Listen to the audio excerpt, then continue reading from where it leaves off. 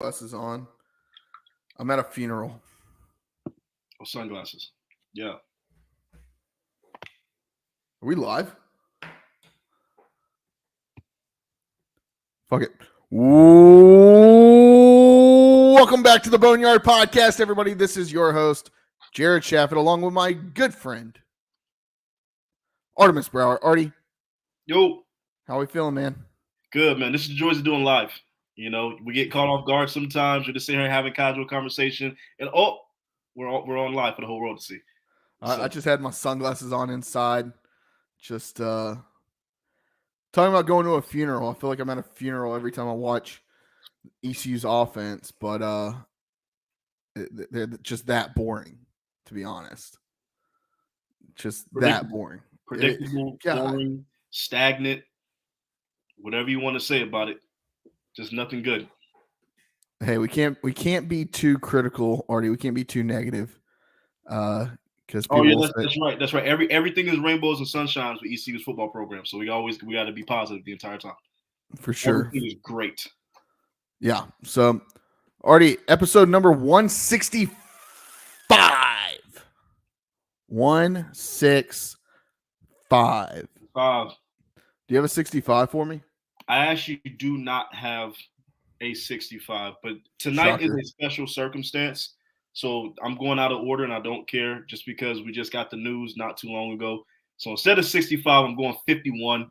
All right, I'm taking it back to 51, and that is in honor of Dick Butkus, one of the all-time great NFL players, definitely one of the all-time great Chicago Bears players, absolute Chicago legend, born and raised in Chicago, all-time great Bears player. My Bears are playing right now. They're up right now. So hopefully they'll, fingers crossed, they actually might get their first dub of the season in what's been a calendar year.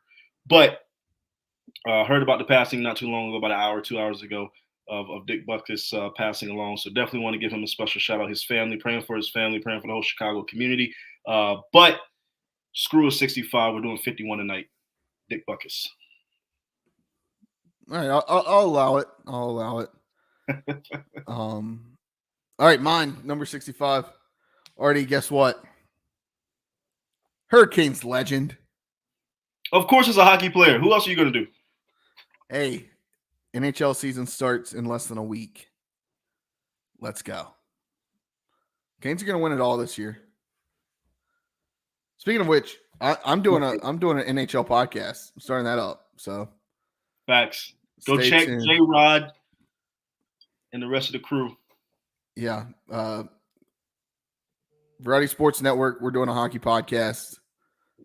It's called the 5 Hole Podcast. So check it out. We're working through some things. Hopefully coming out with an episode here in the next week or so. But mine is a Hurricanes legend. Played 300 games with the Canes. Artie, did you know this guy? I'll just say the fun stat first. Until last year, this guy had played the most games ever before making the playoffs in the NHL. I didn't. He had 904 games played before he made his playoff debut.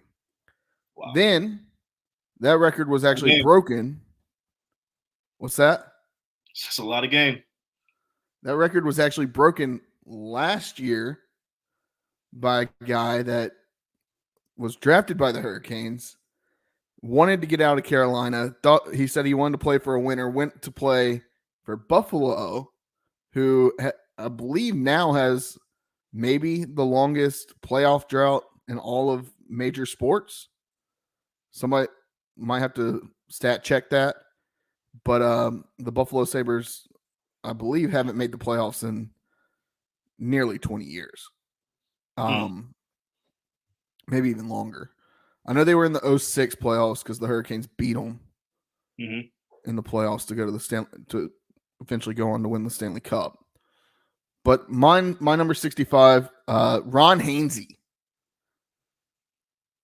Ron Hainsey, like I said, played a long career, played 17 years in the league, but 904 games before making the playoffs. He actually got traded at the trade deadline the year that he made the playoffs. He got traded from the Hurricanes to Pittsburgh, made the playoffs that season with Pittsburgh and won the Stanley Cup that year. So Ron Hainsey, over 1,100 games played, ultimate pro, drafted first round, 13th overall by Montreal, spent time in Montreal, played for the Thrashers in Atlanta, moved up to Winnipeg when that team moved. Then he also played for Columbus, played for Carolina, played for Pittsburgh, Toronto, and then finished his career in Ottawa in the 2019-2020 season. Now he's I believe he's a big-time representative for the NHLPA. So shout out Ron Hainsey. Any thoughts on that? 904 games before making the that's a whole career before making. There's a lot of guys that don't play. Yeah, that's a lot of games. In the NHL. That is a lot of games. So shout out Ron Hainsey. Wow. All right, Artie. The Variety Sports Podcast Network. The Boneyard Podcast. You got it. The Boneyard Podcast is proud to be members of the Variety Sports Podcast Network, Variety Sports Collegiate. Check them out. Lots of great content going on. Baseball postseason's going on. Check it out. Yes. I'm excited for that first round matchup, baby. Philadelphia and Atlanta. That's going to be Phillies Braves is going to be. I like that one. That's going to be a good matchup. I do want to say that's bullshit. That's tough for Atlanta to get in their first draw, though. I will say Philly right out the gates. So the Braves, who had the best record in all of baseball, if they make it to the World Series, they have home field advantage in the World Series. Yeah. Right? They have the second best offense of all time by WRC plus advanced stat guy to the 1927 New York Yankees. Tied the MLB record for most home runs, which honestly they should have the record. Austin Riley had an inside the park home run, but they gave him a triple and home on an error. That's bullshit. They should have had, I believe it's 308 home runs on the season. Basically, if you take the entire Braves offense, it's like having an offense of like just Aaron Judge's and Julio Rodriguez's. Like these guys. Yeah, it's a phenomenal baseball team. It's like a phenomenal club. This team stacked. Worried about our starting pitching. We've had some starters go down towards the back half of the season, but we'll be all right. But yeah, Variety Sports Podcast Network. Go check them out. Lots of great stuff. Lots of talk about NBA, NFL, also MLB postseason. And then when NHL starts up, your boy's going to be on the mic talking some puck. So, yeah, check us out, Variety Sports Network.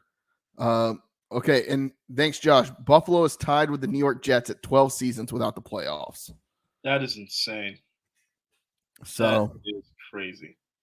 That's professional organization, and you are literally torturing your fan base. I'm a Bears fan, but damn, Bears we've been going that long without a playoff. It's only been a couple years since we made the playoffs, so that's crazy.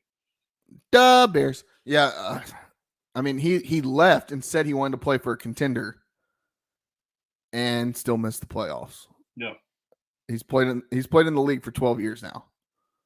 So sucks to suck, Jeff Skinner. Maybe he should have stayed in Carolina. He's a good player. I mean, 333 goals, 291 assists. But man, he actually went viral recently with a picture of him and Taylor Swift. I don't know. People were photoshopping Travis Kelce's name on a jersey. Heard enough about Taylor Swift in the last 2 weeks. Yeah, I'm almost tired of it. All right, Artie, let's talk about this game that happened Saturday. I know you didn't get to watch. No, but we do. This past weekend, I mean, I was excited about the game all day. I was optimistic. I was really ready for ECU to turn a corner. I thought the season was going to really like get started, and we were going to be like, all right, we're 2-3. Like that's not like we're not out of it. We're down, but we're not out. Right. We still have a shot to redeem our season. At 2-3, you still got a legitimate shot to bounce back and try to make it to a bowl game. Yeah. Starting 1-4 was like, we can't do that. And at times I was like, oh damn, like this ECU team looks different than it has in the past couple weeks. Yeah. And then we got to the red zone and we couldn't do anything other than kick a field goal. That's honestly the story of the game, though. I mean, it has to be, right? 5 red zone appearances, and you get 1 touchdown out of it, right? You get 2 field goals, 1 touchdown, and the other 2 trips, you didn't get anything. 5 red zone appearances, 1 touchdown. That's got to be the story of the game, because this was honestly, when you look at the stat sheet, because when I looked at this game and I looked at the stat sheet, I had to double check the score. I was like, hold on, how did we lose? Because we really dominated this game. Yeah, we did. We held them under 200 total yards of offense. We almost had, almost 400 yards of offense. Like, we literally dominated this game. 25 first downs for ECU. I mean, we played statistically the best offensive game we played all season, and we still lose. So, I mean, it's insane. Yeah, I mean, and when you dominate like that on the field and you still lose, a lot of times you're like, how we didn't execute. And yeah, you could say we didn't execute to some extent, but I mean, there was some questionable play calls in that game. And it has to come back to that. Like, it has to. You can't just say, okay, once we get first and goal to go, all we're going to do is run the ball up the middle. We're just going to hand it to Rajay or Javius Bond and go for it, right? I mean, you get 4th and literally a foot, and you can't get into the end zone on a QB sneak. Everybody in the stadium knew you were doing it. All 217 faculty and patrons that were at the game. Everybody. Rice knew. We knew. Everybody knew, okay, we're going to sneak it. Why don't you put in the 6'5" gigantic quarterback who has shown that he can get in on that situation? Why don't you trot him out there and let him line up? Do one of those patented Garcia over the top, right? Like, exactly. That's what I'm saying. How do you not do that? It's 4th and a foot. I don't know. Artie, it was the last call I would have made, right? Because I would have absolutely had Garcia out there. It would have been a Garcia over the top. Like, look, go get us half a yard. You are big, you are strong, and our O line, we know what our O line is. It's not that good. O line is not that good. But all you have to do, go out there and get us half a yard, right? Get it over the top. I don't care. I don't care if you fumble it. All you gotta do is cross the ball over the line of scrimmage. So go out there and get us half a yard, and just do whatever you got to go do. Or some bootleg, you catch them off guard. You're sitting on the half-yard line, right? So you can do something like a play action or a bootleg where you catch him off guard, roll the tight end out, and he's a Calhoun is out open out in the flats, right? You could have caught them off guard. You could have done something a little smarter than just, everybody knows you about the quarterback sneak this with Flint. Like, everybody knows what you're doing. Everybody in the building, Grandma Patty who sleep up in the 15th row, she know what you're doing. So yeah, it was honestly between that play call and then the play call where we had a design QB draw on 3rd and 7 late in the 4th quarter, needing a touchdown, and you have a design QB draw with Alex Flynn. Look, Alex Flynn, he's starting to prove himself, right? Like, is he? He's QB1. He's QB1. Not with confidence, but he's QB1. But he's gaining that confidence. Yeah. Like every week he's progressed into a better quarterback. But in that situation, he's not Mason Garcia. If you're gonna call a QB draw, if you're gonna do that, you got to have Garcia in the game. Yeah, if you're gonna make that play call. But then once you put Garcia in the game, everybody knows what you're doing. QB draw. So I know Garcia ain't putting it up in the air. Yeah. But Artie, for you to say that, hey, maybe we get a little creative with our play calling on 4th and goal, that would take a creative mind up in the booth. Somebody that's not got his fingers in the M&M bowl to call the plays. But just like you said, everybody knows what we're doing. You get creative there. You catch them off guard. You kick out a tight end. You have him bunched up, and then you kick that tight end out. He's going to be open. I'm telling you, he's going to get open. The Shane Calhoun can get open, and they're all expecting you to run, right? So that is a situation where maybe, okay, like if you're going to have Flynn in, we're going to catch him off guard real quick. We're going to show run, but then we're going to catch him off guard and throw this in the end zone for a touchdown. So, but I'm not calling plays. Yeah, I mean that line of somebody heavy up behind him to push him, give him that push over the goal line. I mean, look, Rajay's a stout guy, but he's not pushing somebody over an offensive line and a defensive line. He's not going to be able to do it. You got to bring in a fullback, maybe move Calhoun into the backfield and let him push. You don't need anybody else to block. You're just literally line up under center and jump. All you have to do is fall. And you couldn't get it. I don't know. Artie, we can talk about the stats. I mean, I think the biggest stat that we have listed here, and shout out to the producer, Josh. Donnie's locked in for $420,000 a year through his contract. Yo, I saw that on the notes and I was like, my goodness. That's the first bullet on the notes, y'all. We can afford to cut that. Take that right off the top. Jared, if you want to understand why we're so upset, this man makes $420,000 per year. $420,000 a year. And what is he doing with it? What are we doing? The man makes a lot of money. This is why you can't feel sorry for men like this. He makes a lot of money. He lives very well. All right. Lives very well, very happy. He's very fat and happy. Okay. Artie, what if I told you before today, Mike Houston made more money than UCF's head coach Gus Malzahn? You know, a national championship winning coach.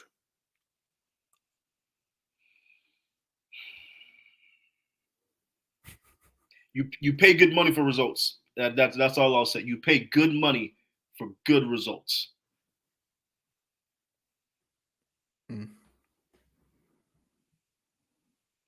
I mean, look, ECU's got to figure it out. And this year, like I get it. We'll call it if we want to call this year a rebuilding year, okay. But you better figure this shit out early next season. I'm not ready to throw in the towel. I'm not going to throw in the towel until. But even this team with the roster turnover that we have, and the guys that we lost, this team still should have been good enough to go 6-6. I called 6-6. I was like, this team is going to be a 6-6 ball club. But we don't even look that. We don't even look 6-6. And that at this point in Mike Houston's tenure with this program, this is your culture, your recruits, your team, your mentality. At this point, 6-6 is like, that's a minimum, bro. That's as bad as it gets at this point in your tenure. The goal now. That's as bad as it gets is 6-6. Every coach sets out a goal at the beginning of the season. And when Mike Houston got here, the goal was, okay, let's instill a culture. Like, we may not be a bowl eligible team the first couple of years, but we're going to have culture. Right. And he did that. In a large part due to whole Nailers and that whole senior group from last year that kind of stayed and saw it through, right? He did that. He accomplished that goal. Then it was, okay, let's make a bowl game. We did that 2 years in a row. Right. After that, your goal changes. It's not just to make a bowl game. Your goal changes to, we want to play in the conference championship. We want to be conference champions. We want to be ranked in the top 25. That should be your goal. Not just, we want to go play in the Gasparilla Bowl. Been there, done that. And nobody's impressed by that anymore. No. So we want and expect more, especially at this point in your tenure, right? And yeah, I just I have no words. I could say a lot, but where we're at right now, the good coaches, even when they lose a lot, right? Even when they have a lot of roster turnover, they're still able to stay consistent because they've already set in stone, like you said, a culture, a program, a systematic plan, like set up. Like the good coaches can still plug and play what they need. And we didn't hit on the transfer portal like we thought we did, right? Like there's a lot of guys we got in the transfer portal that are not hitting the way we thought they were going to hit. And that leads back to coaching too. But at this point in the program, in my honest opinion, 6-6 is as bad as it should ever get under Mike Houston. We cannot be 3-9, 4-8 kind of that can't be where we are in year 5. That can't be what it is. I don't care what the roster turnover is. Like making a bowl game and getting 6-6 is the lowest expectations that we should have. The absolute lowest at this point. Don't love to see that, Josh. 4th highest paid coach in the American Athletic Conference. $500,000 less than Willie Fritz, the guy that has Tulane. Beating USC in the Cotton Bowl. At Tulane. Like Tulane. Nobody gave a shit about Tulane until last year. Nobody goes to New Orleans to go to Tulane? Come on now. Show me the gumbo. No. Artie. Good, bad, and ugly. Yeah. I mean, we're not going to spend too much more time on this game. I've watched it. It's the bye week. I got a 3-day weekend coming up. 2-day work week next week. Nice. Yeah. I mean, those Thursday night games with a 3-hour drive, I got to take off 2 days with getting as old as I am. The good defense looks solid yet again. I mean, we just beat a dead horse at this point. Same damn story every week. Defense looks good. Defense looks good. Defense looks good. I do want to give a shout out, Artie, to somebody on the offense. Kind of everybody knows Rajay's going to be there, right? But when everything else is dark, the things that I've seen from Chase Sowell, yeah, that guy can ball. He's wide receiver 1. Dude can ball. Mm-hmm. I mean, to go up and get that 2-point conversion, guy's got hops. I'm liking what I see from him, and I'm hoping with him and Javius Bond, hopefully they can figure it out at quarterback next year. I mean, you got to go after a quarterback in the transfer portal. I think. I mean, I just think you have to find somebody that has experience, big time experience in the transfer portal. Can we talk about this for a second though? Now that it's kind of just all out in the open, and we're a quarter of the way into the season, more than a quarter of the way into the season. We'll be halfway next week. Right, like we're damn near halfway into the season. A week from tonight, we'll be halfway through the season. Crazy. We just started this and we're almost halfway through the season. But at this point, it can't end fast enough, Artie. Mason Garcia, though, you're talking about the highest rated recruit in the history of this program, and he's a guy that sat the bench, and we thought, okay, he's getting nurtured and matured, and he's about to come out and just he's going. He may not be setting records, but he's going to ball. He's going to do his thing. How disappointing is this? Like I as an ECU fan, I'm like, yo, this is like, I'm sad. This is so sad. Like I was expecting such good things from Mason, and now we're here. We have Flynn as our starting quarterback. We have Mason kind of just in the backdrop coming in as a whatever, just to come in and run the football as an extra running back. I'm sad. Like this makes me extremely sad. The development of Mason Garcia. This has to be one of the worst jobs in the history ever. And it's not just on the coaching either. It's probably on Mason too, because he hasn't done what he's needed to do to get better. What we're not going to do, I saw this kind of floating around on social media earlier this week. What we're not going to do is put the development of Mason Garcia and Alex Flynn on the previous guy, Holton Ahlers. I saw people talking about that. People were like, maybe Holton should have stepped aside and let Mason. You cannot put that on Holton Ahlers. I saw that tweet like I said, floating around out there. That's bullshit. No, look, Holton's there to be QB1, man. He's not there to coddle and hold the hands of the guys behind him.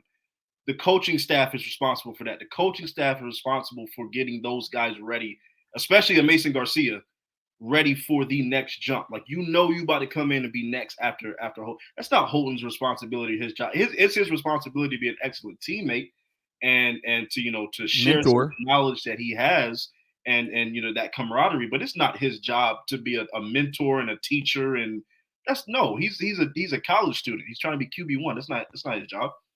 Artie, what if I told you? I'm going to tell you something right now. Mason Garcia, in his recruiting class, in the QB rankings, was three spots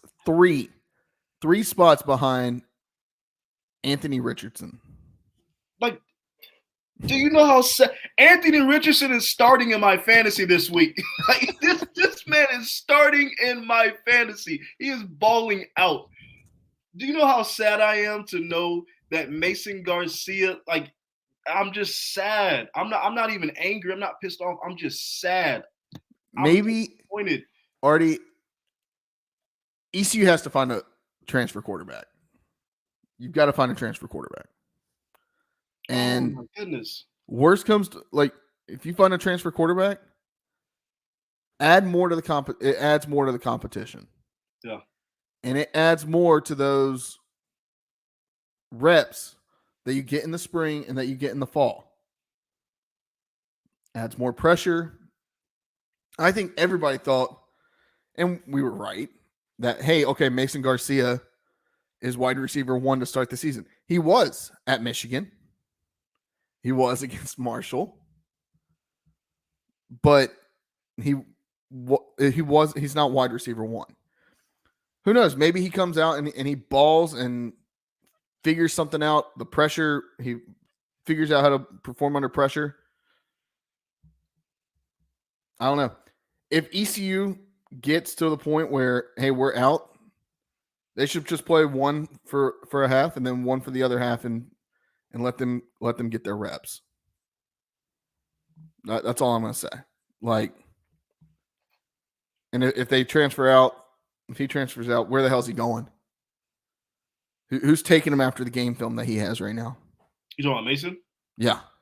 No, this is like he's not going. He's probably not going D1. He's gonna have to take a step down and go to like an FCS or something like that. He's not going to be able to go to the D1 school. Our luck is he'd go somewhere else and ball the fuck out.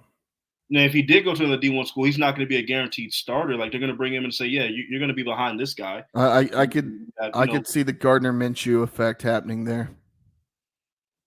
But my goodness, man, just that long sitting.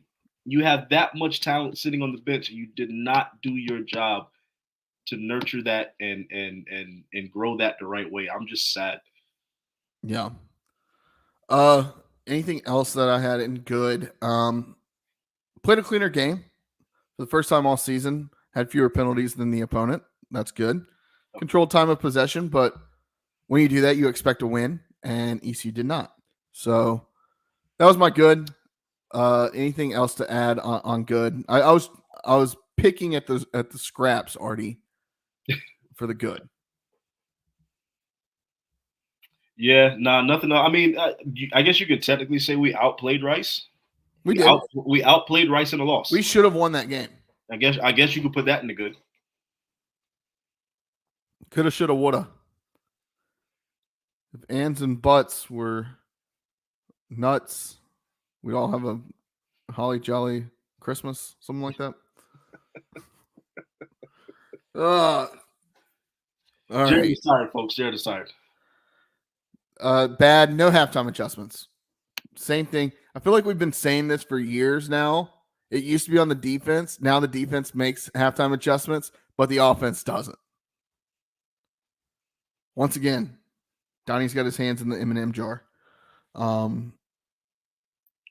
So that's the only thing I have that's bad. I have quite a few for ugly.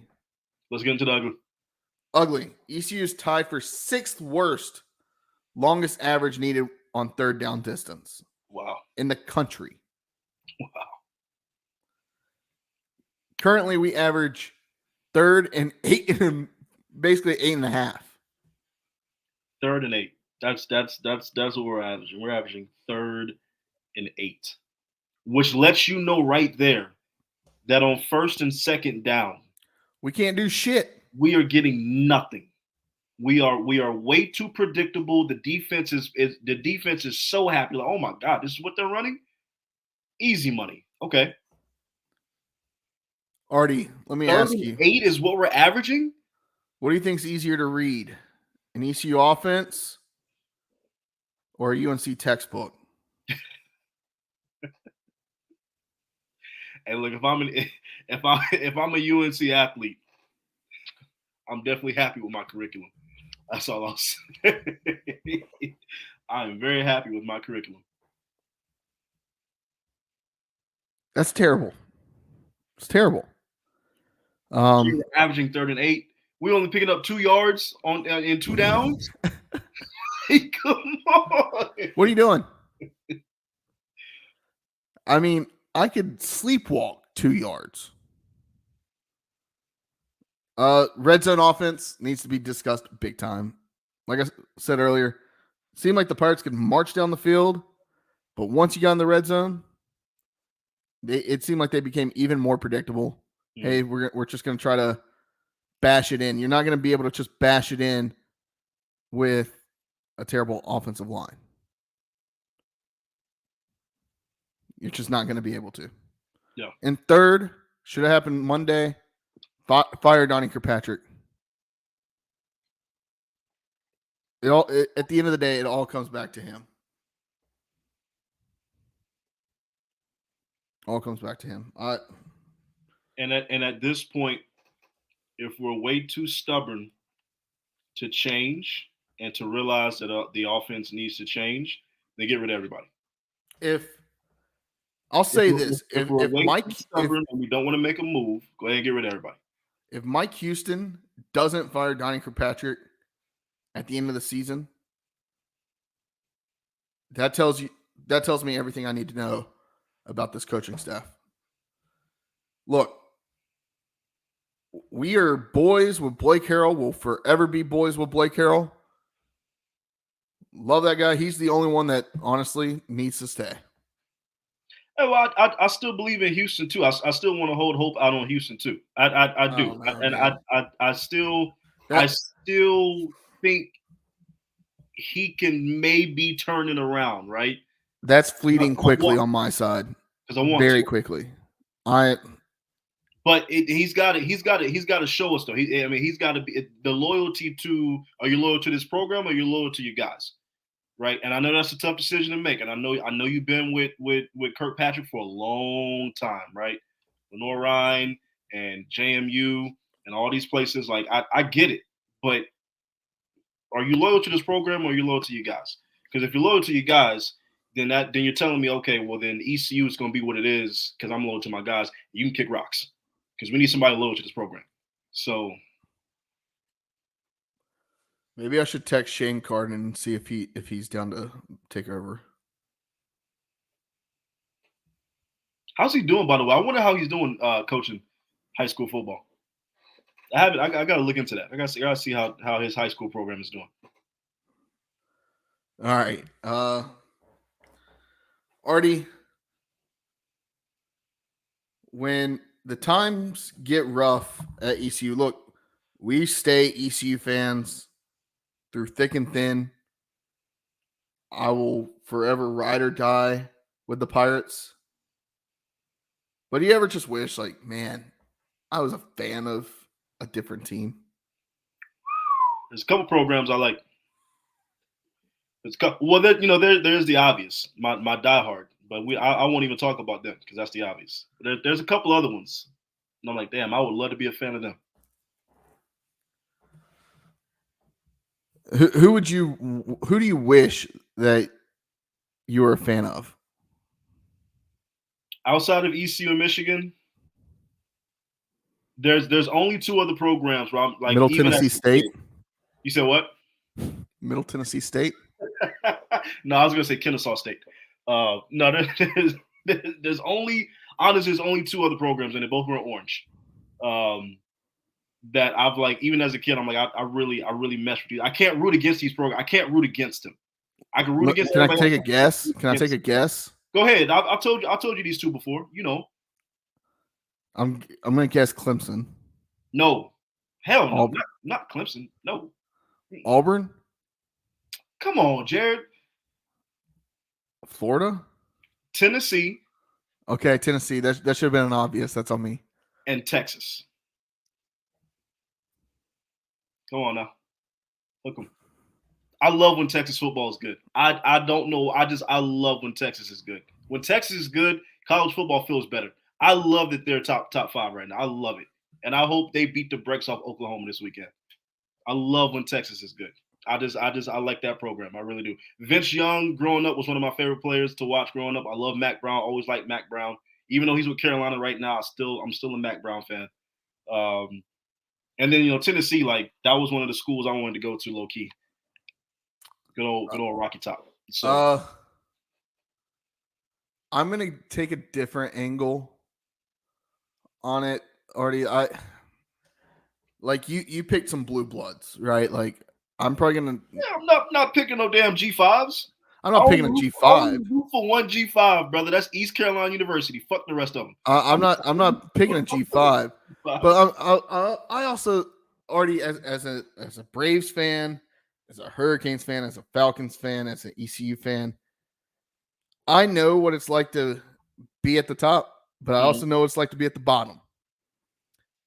And it's something about the ride that once you get to the top, even though you've been at the bottom, like it just feels better, right? Yeah. Like I'm not gonna pick like an Alabama or a Clemson or an Oklahoma, Ohio State, like a Georgia.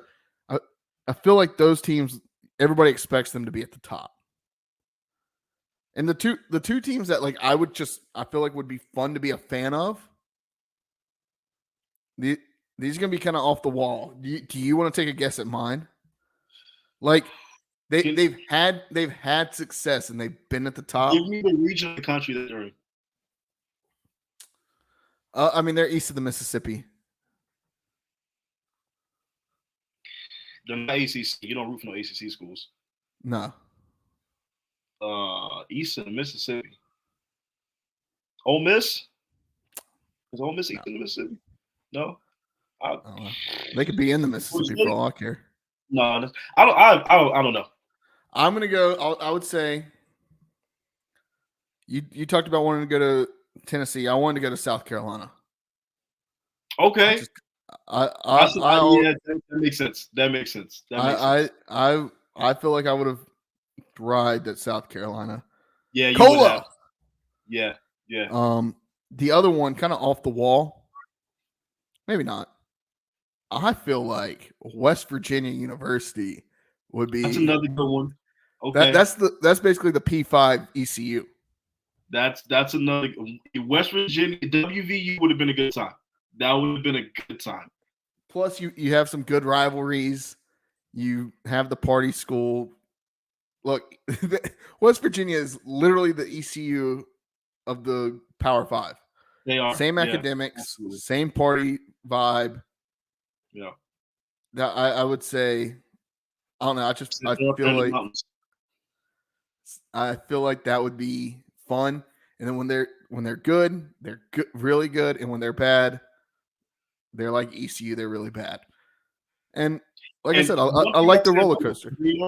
When they're good, and that stadium is packed, that's one of the best venues in the country. When West Virginia is good and they are sold out and filled out and everybody's lubricated up, that's one of the best venues probably to catch a football game. Lubricated up. Let's get lubricated. Hey, look, you know what I mean by lubricated. Jesus Christ. Artie, this is a kid's show. No, it's not. It's a family show. What rivalry do you wish you were a part of? Ooh, that's a good one.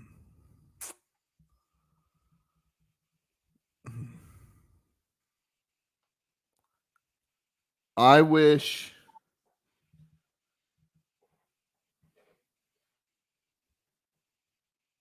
Damn. That's a good one. That's a good one. I don't want to go chalk here. I'm trying to think of another like rivalry. Yeah, I don't want to go chalk, but I'm trying to think of like one where they hate each other. Maybe like an Ole Miss, Mississippi State. The Egg Bowl, that's straight. I was thinking backyard brawl, WVU Pitt. That's a low key good one. Yeah. When they're good. I mean, I would like to be on. It's kind of chalk. The really kind of the SEC East. I feel like that's the SEC is. I feel like every game's a rivalry game. Yeah. But like, there's some that just kind of stand out, like Tennessee, Alabama, LSU, Alabama. Georgia, Tennessee, LSU, Alabama. Honestly, Artie, I think one of the most overrated rivalries, at least in recent history, is the Iron Bowl. You think so? In the last 5 years, yeah. The last 5 years. Now, growing up, the Iron Bowl, my goodness, well, yeah, those games were classics. But like some of like the recent ones, Auburn's been down, Alabama's been what they are. Right. Yeah. I will say one that is chalk that I wouldn't mind just attending just because of Blue Bloods, history, the fanfare. I think I know where this is going. USC Notre Dame. Okay, that's not where I thought you were going. Yeah, I would honestly love to attend a USC Notre Dame game before I die.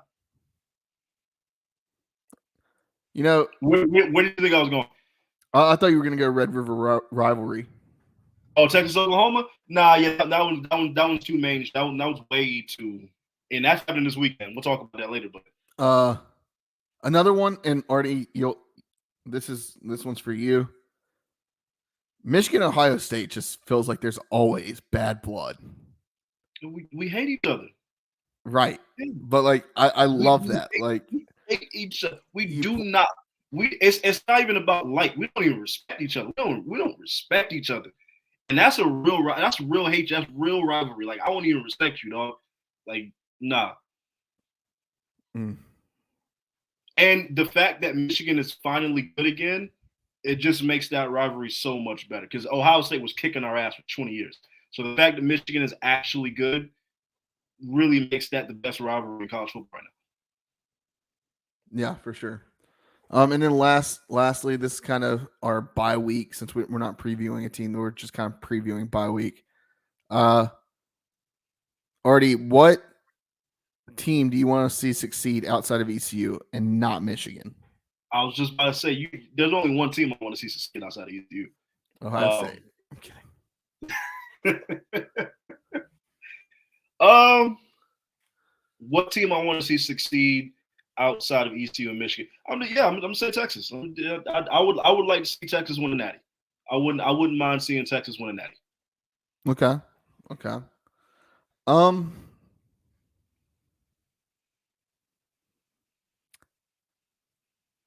I'm gonna go.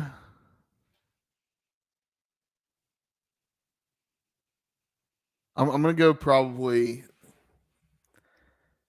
I'm gonna go back to one of the schools that I said earlier. I would love to see like West Virginia back on top, like back in the top 15. Yeah. Just like you said, when they're good, that is one of the most raucous environments in all of college football. Another team, and it's not so much that I want them to succeed, but when they're good, like it just the environments that they get. And I'll follow this up with probably one of my worst takes, but it's something that I'll stand on. I mean, Virginia Tech. I like when like they're. I don't even say that. Yeah. Like, hey, look, man, Enter Sandman is one of the coolest things, and that's cool as shit. I'm not gonna lie to you. That's awesome. Like, I think it's cool as shit, but I also think that I think can it be cool as shit, but also overrated at the same time? I mean, I guess it can, but only because the media is overhyped. It's not anything Virginia Tech. That's what, like, everybody, anytime you see a video of Virginia Tech, it's always that like one clip where, and they have one of the most beautiful stadiums that I've ever seen. Yeah. That beautiful campus. I mean, yeah, the campus, just like all that stonework. Yeah. Hate Virginia Tech, but I'd love to get them back on the schedule. All right, Artie. Yeah. Basketball. Let's talk some hoops. Season's coming up. Starts a month from tomorrow. We close, baby. Basketball just creeps up on you. It just really creeps on you. Yeah, it just kind of hits you out of nowhere. Yeah. Like football season's usually still going on, and then you go into basketball season and you're usually still hyped about football, and then okay, it's basketball. We're gonna get into that, but this year I feel like we're gonna be into basketball a little bit earlier. Yeah. I mean, you start the season was 11 of 13 non-conference games at home. So one of which, I mean, South Carolina comes into Greenville, North Carolina. Yeah. The Gamecocks come in to Greenville, come into Minges. Yeah. On December 9th, and then you go you have a neutral site game against Florida. In Florida. Florida. That's back-to-back games. Back-to-back games. I mean, I'm excited about ECU basketball. There's a lot to be excited about with them. I like their non-conference slate too. Like we have a legitimate chance, like really open up 10-3, 11-2. Like we have a really strong chance before we get into conference play. And it's fitting that our very first conference opponent is going to be a team that played in the Final Four last year. So that's fitting. And that's on the road. Yeah, in Boca Raton. But we have a very, very good chance of going into that matchup with FAU with a solid record. So I'm very, very excited about ECU basketball. For sure.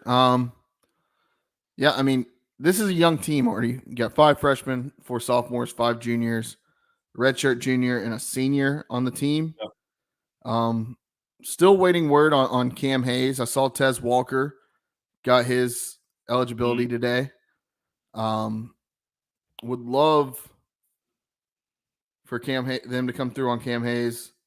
Bobby Pettiford from Kansas comes in, transfers in. This team, Mike Schwartz is building something here. We saw what Kim McNeil did last year. Mike Schwartz is he's figuring it out, and I feel like I don't know. I feel like this year could be different. I mean, I'm not saying we're going to make the big dance, but this year could definitely be different on the hard court. No, I definitely think it can be a lot different this year, and I think this is like the year where you start to see it turning. Like it's not going to be all the way turned this year, but you're going to start to see the wheels rolling this year. I think Schwartz and company, he's got a really good staff. I think we start to see the wheels turning. So this sounds familiar. Hey, I'm not promising good results. I'm just saying we're gonna start to see the wheels turning. That's it. That's all. All right. And I definitely think he's better than Leo. All right. So yeah. I mean, Joe Dooley had his moments, but Dooley had his moments, but I don't. Dooley was never gonna take us to the promised land. I definitely think Schwartz is actually somebody who can not take us to the promised land, but I'm not going that far. This is still ECU basketball, right? This is still a program that has done nothing with nothing. So it's baby steps. I get it. We're taking baby steps, but I think you start to see the wheels turn a little bit this year. Yeah, I mean, bring back RJ Felton. Ezra Azar is also coming back. I mean, those are two guys that kind of started to really put something together last year, plus the talent that Schwartz brought in the transfer portal, plus the young guys that are coming in. There's a lot of good on this team. I'm excited. This is probably the most excited I've been about basketball since 2014, 2013, really, after what was that tournament called? It's changed names now. The CIT now is it now it's something else. Is it still CIT? Man, Jen, I don't know. I don't know. Outside of the NIT, does it really matter? I mean, NCAA NIT. After that, it don't matter. So, yeah, I'm excited about it. And of course, women's basketball. Let me pull up their schedule here. I don't have it in front of me. Conference champions back in the building, baby. Kim McNeil has this team like going. Honestly, not a bad schedule for them as well. I mean, you play VCU, you got Ohio State, South Carolina also comes into Greenville, North Carolina. It comes into Greenville to take on the Lady Bucks, the Pirates, before you open up conference. I mean, South Carolina is a perennial top 10 team. So excited about that. They're more than perennial top 10, Jared. You got to get a little more than that. Like they are perennial 1 or 2. Okay, Artie. You got to give South Carolina a little more respect. Dawn Staley done built a dynasty down there in South Carolina. You got to get a little more respect than that. Artie, overall, can they do it again? Win the conference again? Yeah, absolutely. Because last year was supposed to be a rebuild. Last year they were supposed to finish last in the conference, right? They picked us last. They were not only a year ahead, they were about a couple of years ahead for last year. So yeah, absolutely. Yeah, they can run that. They can run that back. Mm-hmm. Maya Joyner said she'd come on the podcast. Maybe we should get that in the next week or so. Let's do it. We'd love to have her on. We'll make that happen. Maya Joyner will come on the podcast. Artie, anything else on basketball? Like we can talk hoops, but yeah, we'll touch on it later. We still got a month out, so we'll definitely get to it later. But I'm excited for sure. And then all right, walk the plank. Do you have a walk the plank this week? Ooh, I don't think I have a walk the plank. No. Donnie Kirkpatrick's play calling. You said what? Donnie Kirkpatrick's play calling. Donnie Kirkpatrick's play calling. I can say Matt Eberflus play calling. My walk to plank is consistent until they show me something different. So the Bears and the Pirates can walk to that plank. Mine. I'm just gonna say, like, Artie, I don't know if you watched. Probably not. You were at a wedding this past weekend. The Ryder Cup coverage was absolute dog shit. Yeah, I didn't see that. they'd cut away and it'd be pivotal moments, and yeah, it wasn't close really until the final day. Mm-hmm. But still, like they would be showing shots that like nobody cared about, but then like you miss the shots that people cared about. I don't know. Figure it out. Like you got it. That's one of the premier like golf events. Only happens every 2 years. Figure that out. Where is the Ryder Cup, by the way? Where's that? Where's that happen? Last year or last weekend, it was in Rome. In 2 years, it'll be at Bethpage Black up in. They switch it up every 2 years. Yeah. Next time it'll be in America. Then the following after that, I believe it'll be in Paris. Gotcha. Or maybe it was just in Paris. I'd have to go back and look. But the next one's at Bethpage Black, at which is in Long Island, New York, Nassau County. That's gonna be insane. It's kind of like the Waste Management where everybody's cheering and everybody's talking shit, and there was some. Rory McIlroy was cussing out a Tiger's old caddy, Joe LaCava, for waving his hat too long on the green. Like all kinds of shit. I mean, people making fun of Justin Thomas's hairline. Like, look, I'm gonna tell you, man, we gotta get to one of these major golf events. I need to go to one of these events with the boys, especially Waste Management. I think that would be a lot of fun to go with the boys. But we got to get to one of these major golfing events. Hey, U.S. Open next year in Pinehurst. And I know we were talking about it a few months ago. So, but we got to get to one of these.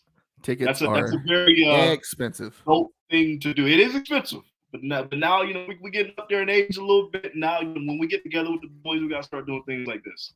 So, all right, Artie. Anything else? Oh, let's do gambling corner and then let's get the hell out of here. Let's do it. All right, we're gonna start. I'm gonna start with this one. Maryland at Ohio State. Ohio State's a 20-point favorite. The over/under is 57. Is Talia really good? Is Ohio State that much better? Lots of questions about the Big Ten will be answered after this game. Is the Maryland team built to last? I'll be honest. I haven't watched much Big Ten football this year. Outside of ECU versus Michigan, I haven't watched really any Big Ten football. Well, Maryland is undefeated. They're 5-0. Talia Tagovailoa, he's the younger brother of Tua, and he's really, really good. He's going to get drafted. Maybe not after this year, but maybe the next. And this will be Ohio State's toughest test to date. Now, are they going to lose? I don't think so, because I have seen a little bit of Maryland, and their defense is a little suspect. The offense can score, but as far as keeping up with Ohio State, I think they can scare Ohio State, but I don't think they beat Ohio State. They cover? I think Maryland covers. Yeah. You know what, Artie? Since I don't know anything about Maryland, I'm just going to follow your lead. Maryland covers. I think Maryland covers. Ohio State wins. Awesome. All right, let's go. Syracuse at UNC. Carolina's a 5-point or 9.5-point favorite. I don't know where that 5 points came from. Over under 59.5. I think UNC is the real deal. I've tried to. And they get to the Yeah. I mean, granted, I don't know how ready he's gonna be. I don't know what the rules are against can he practice? He can play immediately. They said but he can. Has he been practicing with the ones? Yeah, probably not. So that's the only question I have there. But I'm gonna take UNC, and I'm gonna take them to cover. Yeah, same. Is Syracuse still undefeated, or did they lose last week? They played Clemson, right? I believe so, and then I believe. Okay, yeah, they lost. Okay, I thought they did. So they're sitting what 4-1, something like 3-1, 4-1, something like that. Something like that. So take Carolina. This is a good Syracuse team. That I forget. This is Dino Favors. Dino Favors. I forget their head coach, but he's a good head coach. Syracuse is going to play Carolina tough, but take Carolina. All right. We're gonna go Oklahoma and Texas, the Red River rivalry. Huge future SEC West matchup. Texas is a 5-point favorite, and the over/under is 60.5. Last year, was last year the year that Texas just mollywopped Oklahoma like 48 to nothing? They beat them boys 49-0. It was disrespectful. It was absolutely disrespectful. They beat them 49-0. And to be honest with you, this Texas football team is better than last year's. So there's that. But Oklahoma's better too. Texas wins, Oklahoma covers. This is gonna be a good game. I agree. I think it's gonna be the best game of the weekend.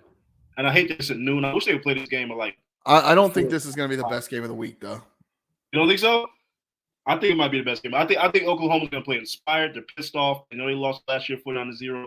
They're gonna give Texas everything they got. But like I said, this Texas team is way better than last year. Even though Oklahoma's improved, Texas is way better. Oklahoma covers, Texas wins. But go ahead.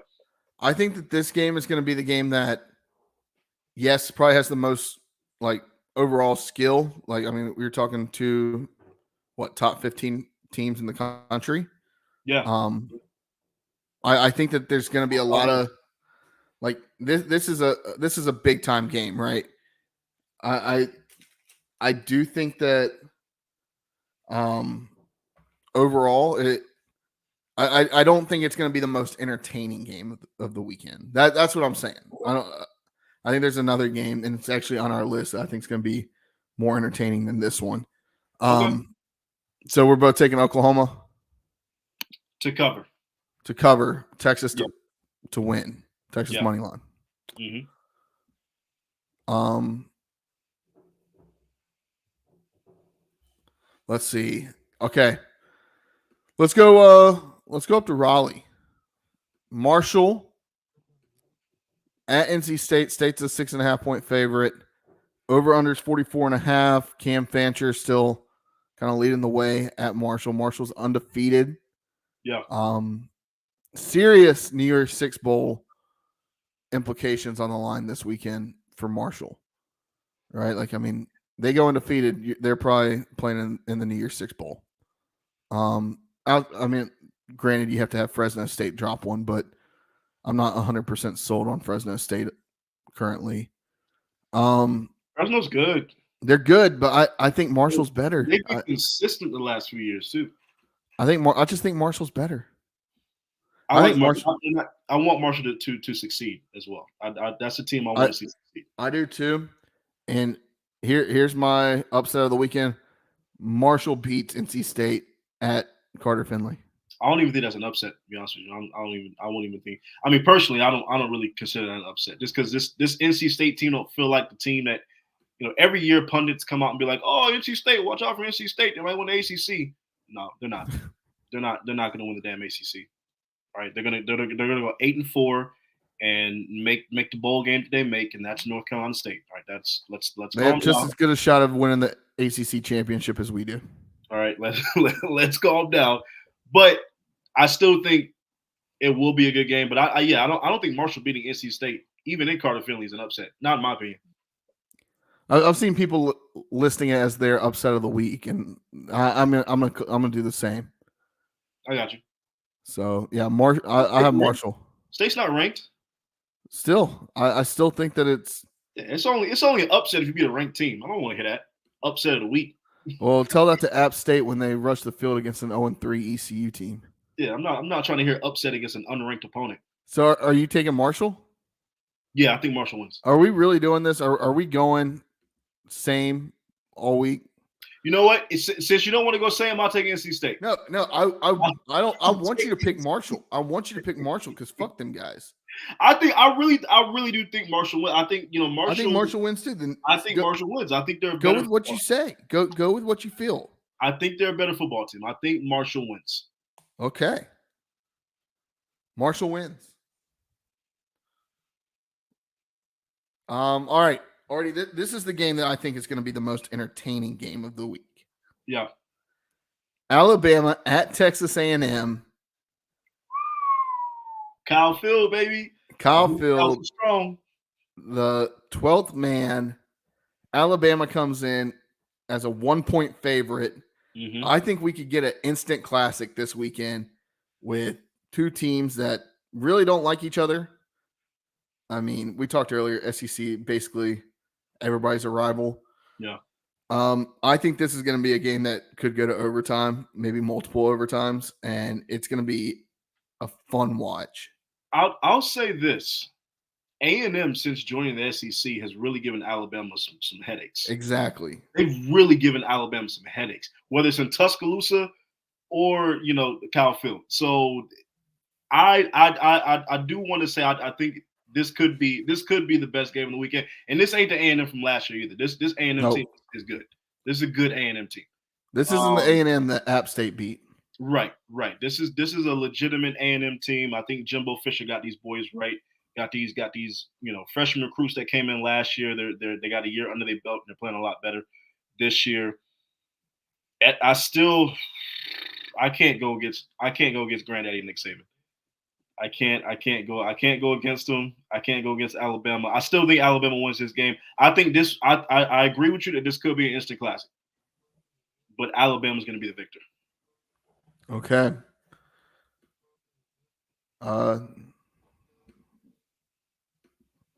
Not so fast, my friend.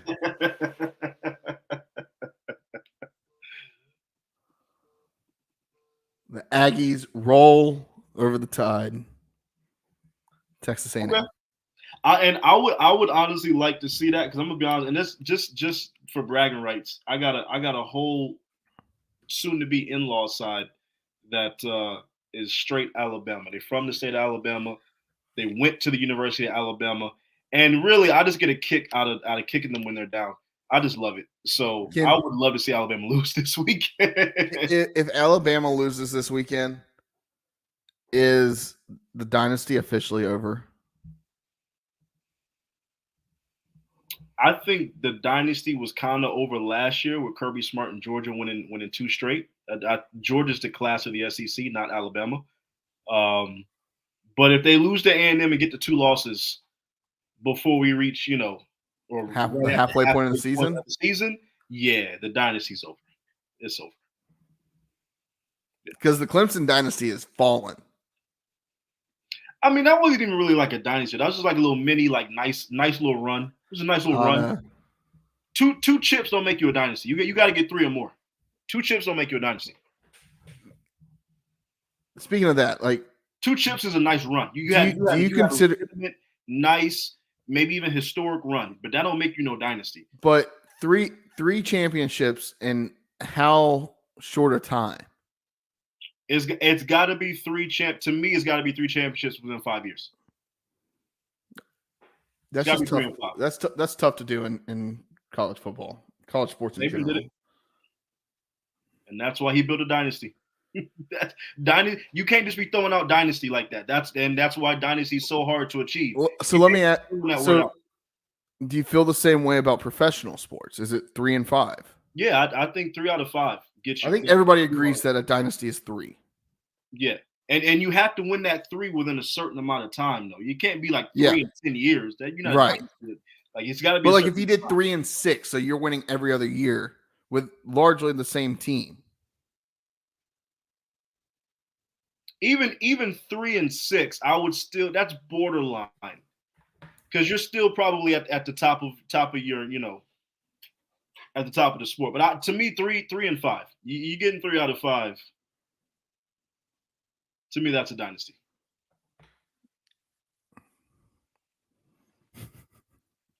You're chuckling. What's going on?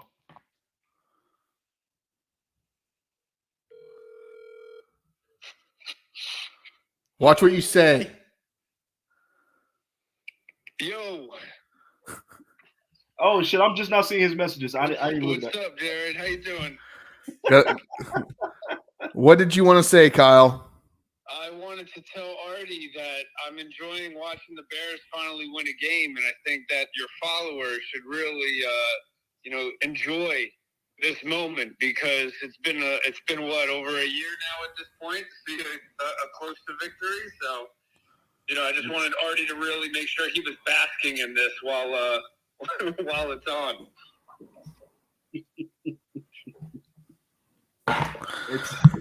Jesus Christ! Did you just hang up on Cal? I thought he was going to have something to add to the conversation we were just having. All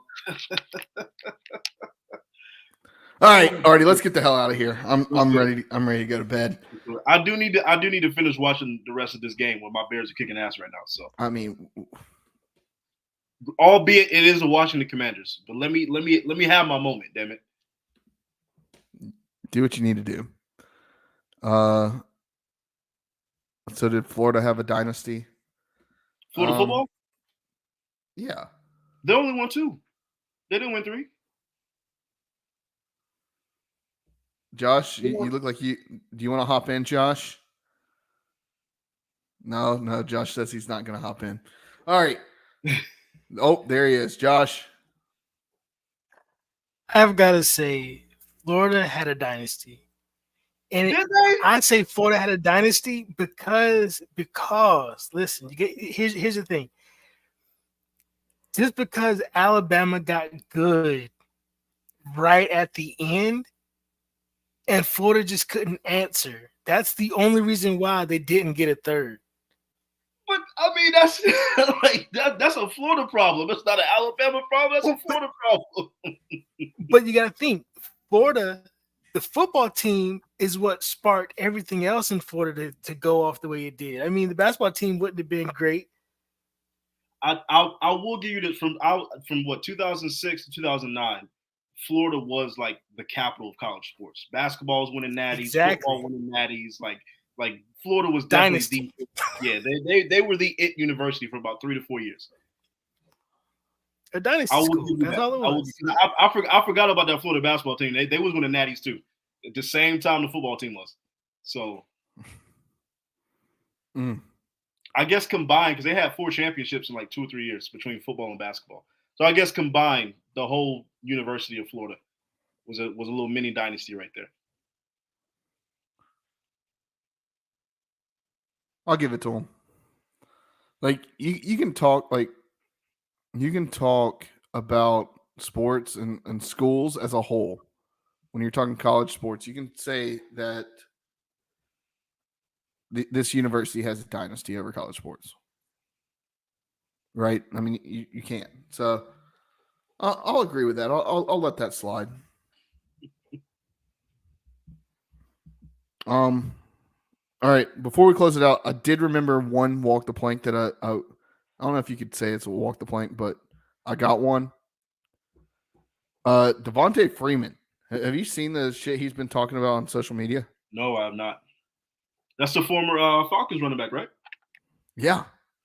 And he's like, he's saying he wants back in the league.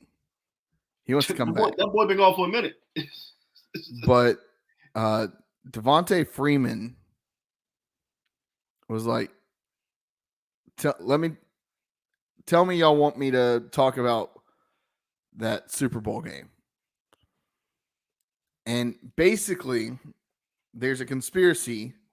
He liked a couple tweets about Kyle Shanahan, who gave up on the run game and passed the ball in that Super Bowl. Oh, God. I think I know where this is going. Saying that he threw the Super Bowl so that he could get Jimmy Garoppolo.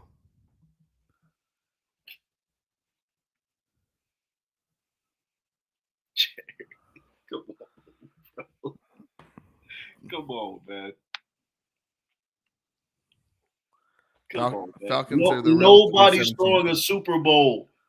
Nobody is throwing a Super Bowl, Jared. I would show this on the screen, but I can't show what's. Nobody is throwing a. Come on, man. Unless they throwing $200 million your way, ain't nobody throwing no damn Super Bowl. I don't know. Out of the major championships to win, it's still not. To me, it's the number 3. Nobody look. Let's call it what it is. All right, that was one of the greatest choke jobs in history. All right, and I know Atlanta's hurt, and I know they wanted conspiracy. It's a conspiracy. No, y'all choked, man. Y'all choked. That's what happened. Let's accept it. It was a long time. It happened years ago at this point. Let's accept it and move on.